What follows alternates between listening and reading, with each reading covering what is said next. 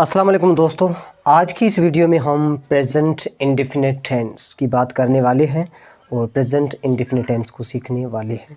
तो दोस्तों present indefinite tense जो इंडेफिनिट टेंस है ना, ये मॉडर्न नेम है। ठीक है, पहले इसका नेम था सिंपल टेंस। काफ़ी बच्चे भी कंफ्यूज होते हैं कि सर सिंपल टेंस अलग है और इंडेफिनिट टेंस अलग है। एक्चुअली में ऐसा कुछ भी नहीं है। सिंपल टेंस और इंडेफिनिट टेंस दोनों ही एक हैं। अब बात यह है, मैं एक आपको फार्मूला बताऊंगा, उस फार्मूले के तहत आप हर टेंस को सीखिए। और वो फार्मूला ये है कि किसी भी टेंस को पढ़ने से पहले आप उस टेंस का नेम, फिर उस टेंस का फंक्शन, ठीक है, फिर उस टेंस की स्ट्रक्चर, ठीक है, फिर उस टेंस के मेन वर्ब, फिर उस टेंस के हेल्पिंग वर्ब।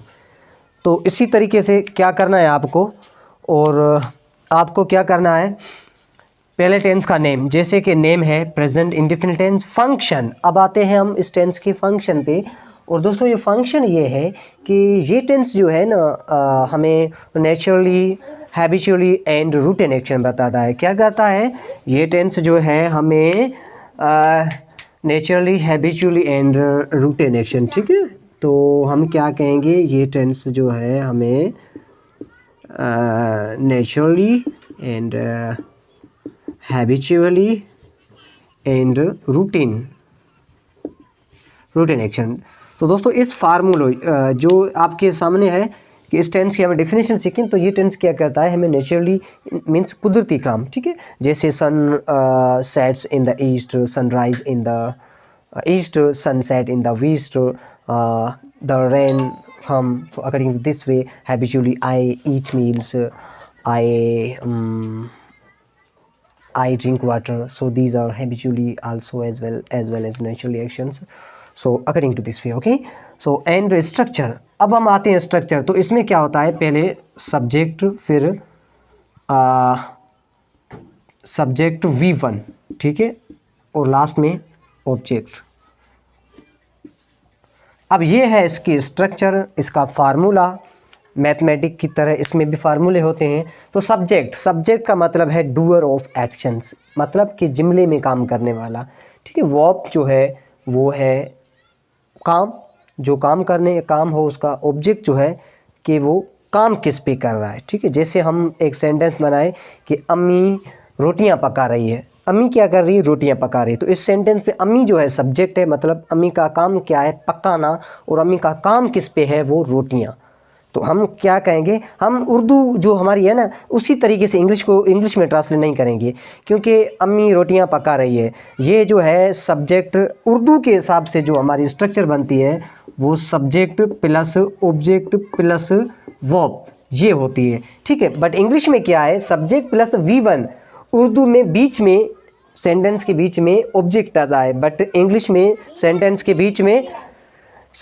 बीच में क्या आता है, वर्ब आता है। ठीक है, तो अब आपको क्या करना है, तो जैसे अम्मी हम कहें ना कि मदर जो है वो क्या करना है हमें, साइलेंट भाई, मदर जो हम क्या कहेंगे यहाँ पे, मदर का काम क्या है, कुक्स, और काम जो है वो है मील। ठीक है, तो अम्मी रोटियां पका रही है, तो हम ये सेंटेंस ऐसे लिखेंगे।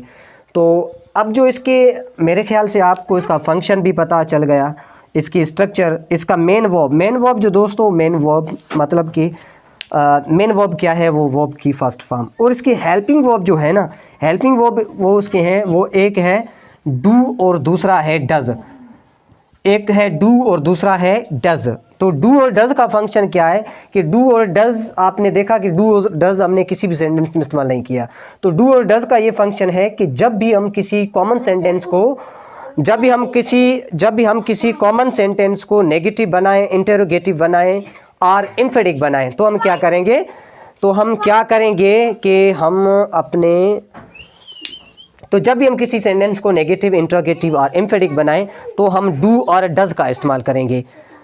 भाई क्या है आपको, तो जब भी हम किसी सेंटेंस को नेगेटिव, इंटरोगेटिव और एम्फेटिक बनाएं, तो हम डू और डज का इस्तेमाल करेंगे। जैसे इस सेंटेंस को अगर मैं नेगेटिव बनाऊं, तो इंटरोगेटिव बनाऊं, तो मैं क्या कहूँगा इसमें। और दोस्तों जो डू जो है ना वो है सिंगुलर के साथ यूज़ होता है, ठीक है। Do for singular and does for plural, does for singular, do for singular. जैसे हम इसको बनाते हैं तो मदर जो है सिंगुलर है, मदर के साथ क्या आएगा, डज आएगा, तो हम बनाएंगे डज मदर, डज मदर। और दूसरा ये भी रूल है कि जब जुमले में काम करने वाला एक हो तो वर्ब के साथ एस या ई एस, या मतलब कि उसको प्लूरल बनाएंगे। डज मदर कुक मील, आखिरी में क्वेश्चन मार्क, ठीक है।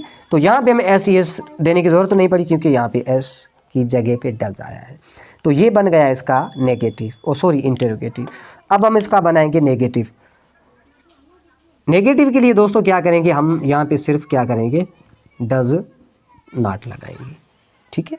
तो ये बन गया mother does not cook meals, अम्मी रोटियाँ नहीं पकाती, तो उस ऐसे।